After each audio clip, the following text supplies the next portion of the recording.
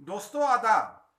मैं हूं एजाज अहमद और आप मेरा प्रोग्राम देख रहे हैं views on news M news पर।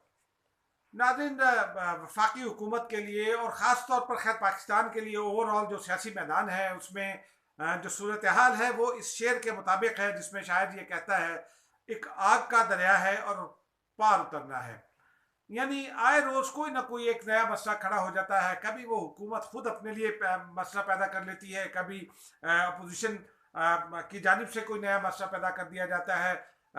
खुद वजीर आजम साहब और उनके साथी जो हैं वो भी कम नहीं, लेकिन कुछ कुदरती हालात भी ऐसे होते हैं, अचानक कोई ना कोई फैसला आ जाता है और फिर हुकूमत के लिए मुश्किल सूरत हाल दरपेश होती है। जी हाँ, गुज़िश्ता रोज़ दो वाक़यात हुए और मैं उन्हीं वाक़यात के हवाले से कुछ बात कर आज करनी है।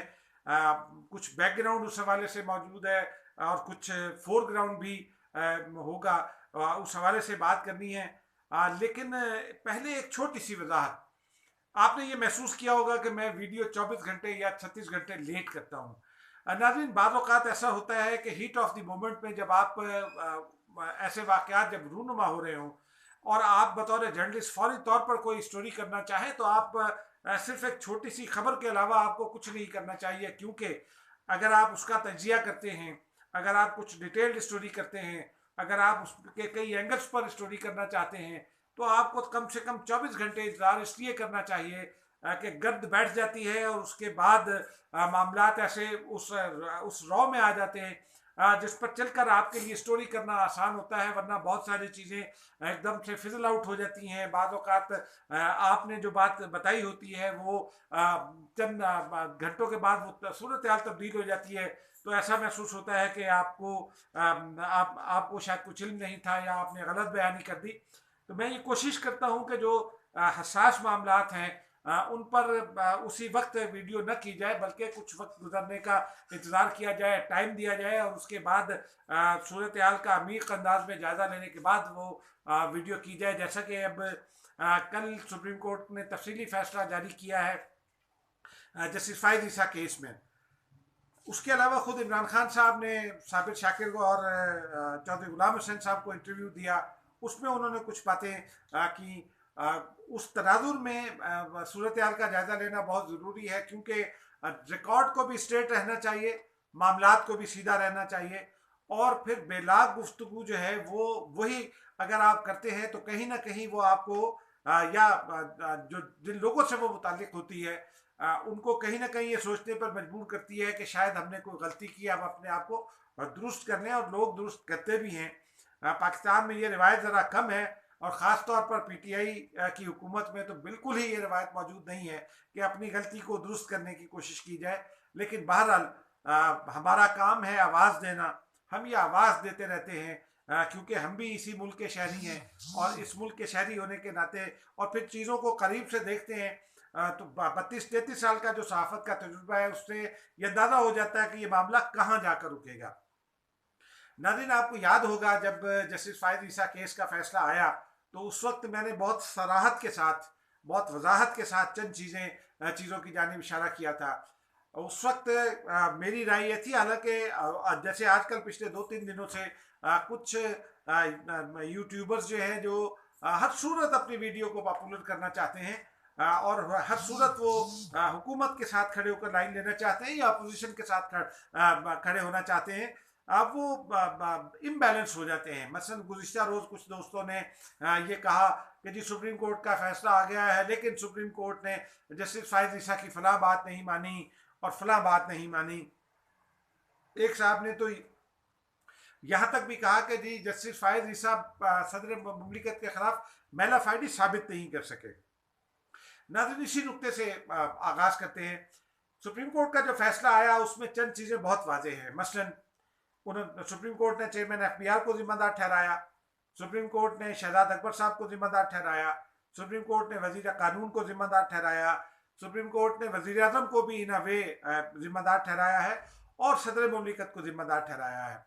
नाज़रीन, ये जो आइन है इसको इसको दुरुस्त पर्सपेक्टिव में, दुरुस्त तनाजुर में समझना बहुत ज़रूरी होता है। हम चूँकि गुज़िश्ता 30-32 साल से आइनी मामलात की रिपोर्टिंग कर रहे हैं, फिर मैंने तो लॉ पढ़ा भी है, गो के डिग्री नहीं मुकम्मल कर सका लेकिन लॉ ज़रूर पढ़ा। तो हमें फ़ौरन समझ में आ जाती है कि ये मामला कहाँ जा रहा है। जब पिछली दफ़ा ये फैसला आया तो मतीउल्लाह जान जैसे बड़े साफ़ी ने जो सुप्रीम कोर्ट की रिपोर्टिंग भी करते हैं बहुत तवील अरसे से, उनका भी ये ख्याल था कि ये फैसला अल्टीमेटली जस्टिस फायद ईसा के खिलाफ जाएगा। लेकिन ये फैसला बहुत ही प्रोफेशनल और बहुत ही बेहतरीन है। इसमें जाहिर सी बात है, एक जज साहब की राय ये है कि जस्टिस फायद ईसा ने बतौर जज उनको पिटीशन फाइल नहीं करनी चाहिए थी। बाकी जजेस ने उनसे इतफाक नहीं किया, इसलिए वो माइनॉरिटी डिसीजन रह गया। और सुप्रीम कोर्ट का जो मेजॉरिटी डिसीजन है वो फैसला है जो उन जजेस साहिबान ने लिखा है, जिनकी तादाद तकरीबन 6 या 7 है। इसी तरह जस्टिस याह्या आफरीदी ने कुछ अलग से इजाफी नोट एक तहरीर किया है। इससे कतई नज़र इन दोनों नोट्स, एक इख्तलाफी नोट और एक इजाफी नोट से कतई नज़र 2-3 चीज़ें बहुत वाज़ेह हैं नाज़रीन। आइन का आर्टिकल 209 जो जजिस को घर भेजने का तरीका बताता है, उसमें ये बहुत सराहत से ये कहा गया है और उसकी तशरीह हम पहले भी कर चुके हैं। उसमें बहुत वाज़ेह अंदाज में ये कहा गया है कि सदर मुमलिकत को शिकायत जाएगी। कोई आम शहरी भी अगर भेजेगा शिकायत तो वो सदर मुमलिकत को शिकायत भेजेगा। सदर के पास, और सदर एक इंडिविजुअल नहीं है, ईवान सदर में पूरा एक डायरेक्टरेट है लीगल डिपार्टमेंट का। ईवान सदर के पास तमाम वसाइल हैं। ईवान सदर को ये इख्तियार हासिल है कि वो मुल्क के बड़े बड़े आइनी माहिरीन से अगर किसी जज के ख़िलाफ़ कोई शिकायत आती है तो आर्टिकल 209 के मुख्तलिफ हिस्सों की तशरीह के लिए, उस शिकायत के जायजे के लिए वो बहुत बड़े बड़े माहिरीन से, इवन ये कि बहुत ज़्यादा भारी रकूम देकर, यानी कि वकला तो फीस भी लेते हैं ना अपनी राय की, तो उनसे वो मुशावरत कर सकते हैं ऑन पेमेंट भी। ये तमाम सदर मुमलिकत को हासिल है। लेकिन बदकिस्मती से सदर आरिफ अलवी, जिन्हें मैं ज़ाती तौर पर पसंद करता हूँ, उनकी जो सोशल मामलात हैं, जो हेल्थ के मामलात हैं, मसलन कोविड में उन्होंने बड़ा अच्छा रोल प्ले किया। तालीम के लिए वो बहुत अच्छा किरदार अदा करने की कोशिश कर रहे हैं। लेकिन वहाँ एक बुनियादी गलती की गई। जो इस मरतबा रेफरेंस है वो बिल्कुल उलट प्रोसेस हुआ। रेफरेंस, एक शिकायत गई, फिर वो शिकायत वफाकी काबीना में गई, वफाकी काबीना ने वजारत कानून से एक रेफरेंस तैयार करा लिया, फिर एक एसेट रिकवरी यूनिट बना दिया गया शहजाद अकबर साहब की सरकर्दगी में। उसने गैर कानूनी तौर पर कुछ मालूमात हासिल की।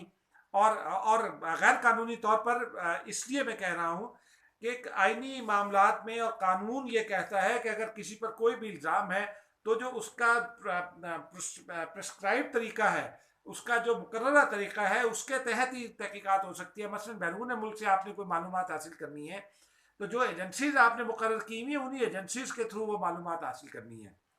जो लोग वहाँ की एजेंसी के हैं उनसे वहाँ की जो मुतल्लिका एजेंसीज हैं उनसे मालूमात हासिल करनी है।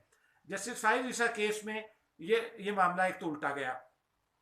दूसरा, जज के तौर पर उनको इस बात की जरूरत नहीं थी कि वो बैरून मुल्क अपनी अहलिया के असास है, क्योंकि उनकी अहलिया उन पर डिपेंडेंट नहीं थी, तो वो भी जाहिर करें। वो भी नहीं हुए। फिर उनकी अहलिया ने जाके FBI में तमाम तफसीलात फराम कर दी, लेकिन उसके बावजूद उनको मजीद फंसाने की कोशिश की गई और ये सारा काम सुप्रीम कोर्ट के फैसले के बाद हुआ। नाज़रीन, इस दरमियान में एसेट रिकवरी यूनिट के हवाले से सुप्रीम कोर्ट ने उस वक्त भी वादे दिया था, लेकिन फिर अब जो तफसीली फैसला आया है उसमें सुप्रीम कोर्ट ने यह कहा है कि वजारत कानून गैर कानूनी तौर पर उससे यह रेफरेंस तैयार किया। काबीना को यह इख्तियार नहीं था कि वो रेफरेंस की मंजूरी देती और सदर मुमलिकत के पास भिजवाती। आइन में ये 209 आर्टिकल के तहत जो रेफरेंस का इख्तियार है वो सदर मुमलिकत का इख्तियार है, वो काबीना का नहीं है। मसलन सदर के पास गवर्नर तैनात करने का इख्तियार है, वो काबीना के मशवरे से होगा, वज़ीर आज़म के मशवरे से होगा। सदर के पास आइनी ओहदों पर तकरीरों का इख्तियार है, वो वज़ीर आज़म की एडवाइस पर होगा।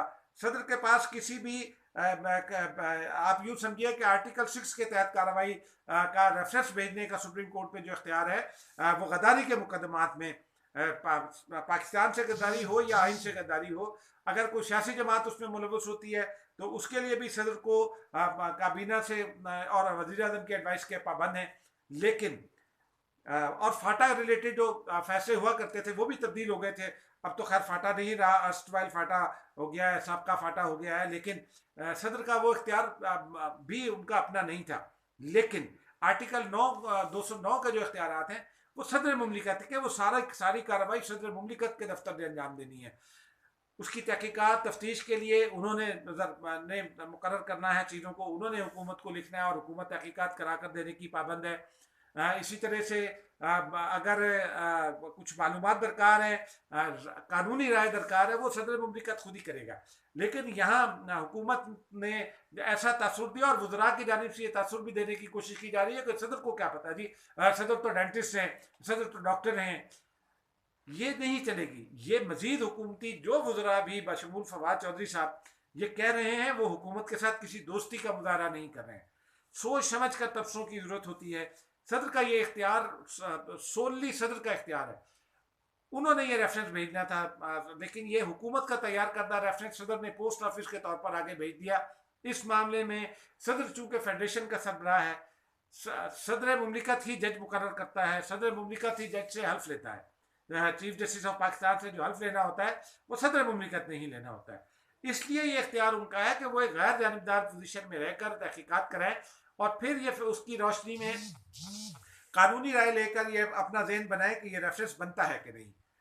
इस हुकूमत ने अब सदर मुमलिकत के मवाखले की राह हमवार कर दी है। इसका वजीर कानून इसका ज़्यादा जिम्मेदार है मेरे ख्याल में, क्योंकि जो प्राइम मिनिस्टर से लेकर वफाकी वज़रा हैं दीगर, उनको कानून की इतनी समझ नहीं है। उनको ये चक्कर देना बड़ा आसान है। तो वजारत कानून के जो मुतल्लिका दानिश्वर हैं, वजीर कानून भी हो सकते हैं, मुशीरान कानून, मामिनीन खुसूसी जो है कानून के, वो भी हो सकते हैं। उनकी जो राय है वो उसकी बुनियाद पर शायद इमरान खान साहब भी धोखा खा गए हों, या इमरान खान साहब वाकई दिल से ये चाहते हो, ये तो इमरान खान साहब बताएंगे। लेकिन इमरान खान भी इसकी जद में आ सकते हैं। वजीर कानून का अब अपनी नशिस्त पर रहने का कोई जवाब नहीं है, क्योंकि सुप्रीम कोर्ट अपने इस फैसले में बहुत वाज़ेह तौर पर कह चुका है। और जो नजरसानी की दरख्वास्त है इस फैसले के खिलाफ, वो भी इसी कोर्ट के पास जाएगी, इसी बेंच के पास जाएगी, या फिर लार्जर बेंच को करना होगा।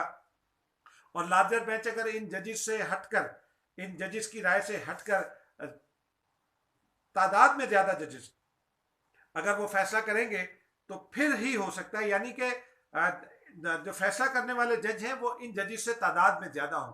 तो ये बड़ा मुश्किल काम है। लेकिन सदर को इम्पीचमेंट पर ले आए हैं। ऐसे में मैं नाजरीन एक बात पर हैरान हूँ, वो है अपोजिशन का रवैया। गुज़िश्ता रोज़ जब ये फैसला आया तो पीपल्स पार्टी की जानिब से फौरी तौर पर एक रद्द-ए-अमल सामने आया, मुस्लिम लीग नून की जानिब से भी कुछ देर के बाद रद्द-ए-अमल सामने आया। लेकिन सुप्रीम कोर्ट के फैसले से जो महमेज मिली है अपोजिशन की मुहिम को, जो उनको मटीरियल मिला है, जो उनको दबाव डालने का तरीका मिला है, और चूँकि वो सदर मुमलिकत के इम्पीचमेंट की जानी बात जानी जा सकती है, तो उस सूरत में अपोजिशन ने उस रवैये का मुजाहरा नहीं किया, उस सख्ती का मुजाहरा अभी तक नहीं किया, बल्कि लचक दिखाई है अपने रद्द अमल में। हालांकि यही अपोजिशन कुछ अर्सा पहले जब सदर मुमलिकत ने 2-3 मामलात में आइन से इनहराफ किया था, उन 2-3 मामलात के वक्त भी अपोजिशन ने उनकी इम्पीचमेंट का मुतालबा किया। लेकिन अब जबकि सुप्रीम कोर्ट का फैसला है, तो मुझे नहीं समझ में आ रहा कि अपोजिशन इतने लीनियंट रवैये का मुजाहरा क्यों कर रही है, इतनी स्पेस क्यों दे रही है।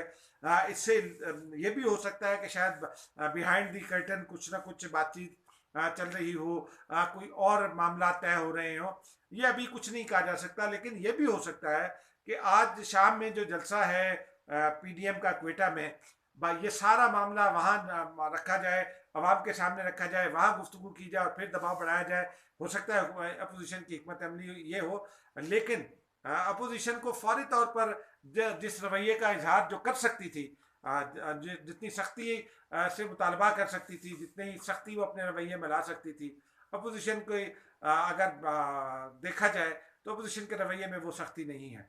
नाज़रीन, इसी से जुड़ी एक और बात है जिसका मैंने अभी तस्करा भी किया कि साबिर शाकिर साहब को और चौधरी गुलाम हुसैन साहब को एक वज़ीर-ए-आज़म ने इंटरव्यू दिया। उस इंटरव्यू पर एक तो तबसरा हमारे बहुत ही सुलझे हुए दानिश्वर दोस्त हैं मुर्तज़ा सुलंगी साहब, उसके अलावा 3-4 और दोस्त हैं जिसमें बहुत बड़े बड़े नाम शामिल हैं। उनका ये तबसरा कोई सोशल मीडिया पर आया है या किसी ने वैसे गुफ्तगू करते हुए किया।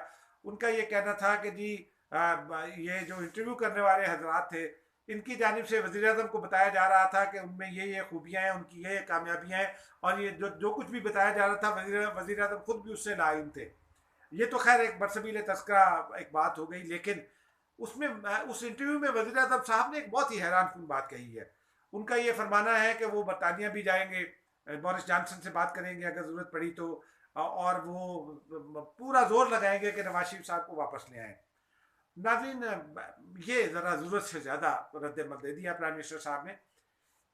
प्राइम मिनिस्टर इस मुल्क में सरबराह हुकूमत है, उसको जब भी बात करनी चाहिए उसको अपने ज़ाती जो अनाद है, जो ज़ाती गुस्सा है, उससे उसको दूर रखकर वो बात उसको करनी चाहिए, सोबर बात करनी चाहिए, संजीदगी से करनी चाहिए, और किसी गुस्से के बगैर बात करनी चाहिए। वो किसी मतलब तनाज़ा नहीं खड़ा करना चाहिए।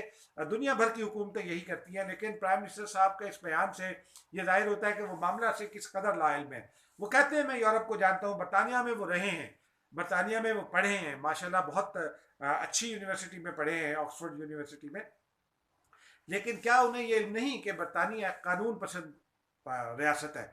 बरतानवी कानून में prime minister of great Britain जो है उसके हाथ बंधे हैं। कोई वजीर, कोई मुशीर, मलका बरतानिया, वजीर आजम बरतानिया, कोई अमल दखल नहीं है उनका, जो ख़ास तौर पर उनका निज़ाम इंसाफ है। बरतानवी रवायात की वो खिलाफ वर्जी नहीं कर सकते, और बरतानवी रवायात ये हैं कि 600 साल में बरतानिया ने सिर्फ एक शख्स को अमेरिका के हवाले किया, और वो जनरल पिनोशे थे चिली के, और उनके उनके खिलाफ भी क्राइम अगेंस्ट ह्यूमैनिटी का एक इल्ज़ाम लगा हुआ है, इसलिए बरतानिया ने वो हवाले किया। वो क्राइम अगेंस्ट ह्यूमैनिटी था। दहशतगर्दी और क्राइम अगेंस्ट ह्यूमैनिटी के मामला में तो बरतानिया ये सोच सकता है, लेकिन अदरवाइज ये नहीं सोचा जा सकता कि वहाँ ये ऐसा हो। फिर आपने अभी ये तो रिसेंट बात है, ये यूँ समझिए कि ऑन गोइंग है। जूलियन असांज ने जब वो विकीलीक्स की, उसके बाद वो बरतानिया की हिरासत में है। अमेरिका ने जोर लगा लिया, लेकिन अभी तक वो अमेरिका को भी जूलियन असांज को हवाले नहीं किया गया, क्योंकि बरतानवी रवायात ये कहती हैं कि बरतानिया एक मिनी वर्ल्ड है। बरतानिया में दुनिया के हर हिस्से के लोग, हर मुल्क के लोग बरतानवी शहरी भी हैं, और बरतानिया में बूदोबाश भी इख्तियार किए हुए हैं। इसलिए बरतानिया अपना वो मिनी वर्ल्ड का जो तासुर है उसको डैमेज नहीं करना चाहता, अपनी रवायात को नहीं तोड़ना चाहता। इंसानी हुकूक का बहुत एहतराम किया जाता है बरतानिया और यूरोप के दीगर मुल्कों में। अमेरिका में गो कि अब ऐसा नहीं है, लेकिन अमेरिका में भी इंसानी हुकूक का एक ज़माने में बहुत एहतराम किया जाता था। इन तमाम मामला की वजह से बरतानवी हुकूमत ऐसा सोच भी नहीं सकती, और अगर सोच भी ले तो फिर जो उनका निज़ाम इंसाफ है वो उसकी इजाज़त नहीं देता। मौजूदा हुकूमत के पास हम बहुत अरसे से कह रहे हैं कि सिर्फ एक ही रास्ता है कि वो जाकर बरतानवी निज़ाम इंसाफ में ये साबित कर दें कि नवाज शरीफ साहब के खिलाफ जो केस है वो प्रोफेशनल बुनियादों पर है, वो बिल्कुल जेन्युइन है। गो के नवाज शरीफ साहब इसमें नवाज शरीफ साहब का कसूर है, वो एक जमानत करवा कर बाहर गए इलाज के लिए, और उसके बाद वो वापस नहीं आए, और वापस आ भी नहीं रहे। लेकिन उसके बावजूद भी चूंकि जो हुकूमत पाकिस्तान ने माजी करीब में कोशिशें की हैं, उसके जवाब में हमारी इतलात के मुताबिक बरतानवी हुकूमत पाकिस्तान पर यह वादे कर चुकी है कि इन केसेस में जो सज़ा हुई है मियां नवाज शरीफ साहब को, वो पोलिटिकली मोटिवेटेड केसेस हैं, उसमें निज़ाम इंसाफ के तकाजे पूरे नहीं हुए हैं, उसमें और बहुत सारे लेकुनाज हैं, इसलिए नवाज शरीफ साहब की वापसी वहाँ से मुश्किल है। फिर बरतानिया की यह रवायत भी है कि 60 साल से ऊपर का शख्स सिवाय क्राइम अगेंस्ट ह्यूमैनिटी और दहशतगर्दी के, या मनी लॉन्ड्रिंग, जिसको जो दहशतगर्दी से रिलेटेड हो, मनी लॉन्ड्रिंग भी सिर्फ दहशतगर्दी से रिलेटेड, और दहशतगर्दी और क्राइम अगेंस्ट ह्यूमैनिटी, इन 3 मामलात के अलावा कोई 60 साल से ऊपर का शख्स बरतानिया से डिपोर्ट नहीं हो सकता, बरतानिया से वो रिपैट्रिएट नहीं हो सकता। ये बरतानिया की बड़ी स्ट्रॉन्ग रवायात हैं। उन रवायात के होते हुए मुझे ये समझ नहीं आती कि ये हुकूमती बुजुर्ग जमहूर जो हैं, शहजाद अकबर से लेकर और वज़ीर कानून तक, वो किस बुनियाद पर ये कह रहे हैं कि वो जी ले आएंगे। एक ही वज़ीर ने अकल की बात की है, असद उमर साहब ने, कि उन्होंने ये कहा है कि हम कोशिश करेंगे उनको वापस लाने की, लेकिन ये कोशिश भी कामयाब नहीं हो सकती है। बैरिस्टर अमजद मलिक ने गुज़िश्ता रोज़ ही वाज़ेह कर दिया, और जो कानून जानने वाले लोग हैं। पाकिस्तान में एक तो प्रॉब्लम ये है कि जो हमारी सियासी लोग हैं वो खुद भी कानून से कमा हक़ आगाह नहीं होते, तो इसलिए वो भी पूरी बात नहीं बताते ताकि उनकी जो वैल्यू है अपनी जमातों में वो बरकरार रहे। हुकूमतें पूरी बात नहीं बताया करती, और यही हमारा अलमिया है। नाज़रीन, दुआ कीजिए कि हमारी हुकूमतें, हमारी सियासी जमातें, हमारे अदारे सच बोलने और आवाम को सच से आगाह करने की राह पर माइल हों, वरना ये सिलसिला ऐसे ही चलता रहेगा, हम ऐसे ही गुमराह होते रहेंगे। नाज़रीन, उस वक्त तक आप इजाज़त दीजिए, नई वीडियो तक के लिए, नई वीडियो के साथ कल हाजिर होंगे। आपसे ये दरख्वास्त है कि इस चैनल को सब्सक्राइब कीजिए, अपने दोस्तों को, रिश्तेदारों को और जानने वालों को तजवीज़ कीजिए, ताकि आपको हक़ाइक़ से आगाही हासिल होती रहे और डीप इंसाइट मिलता रहे। उस वक्त तक के लिए खुदा हाफिज़।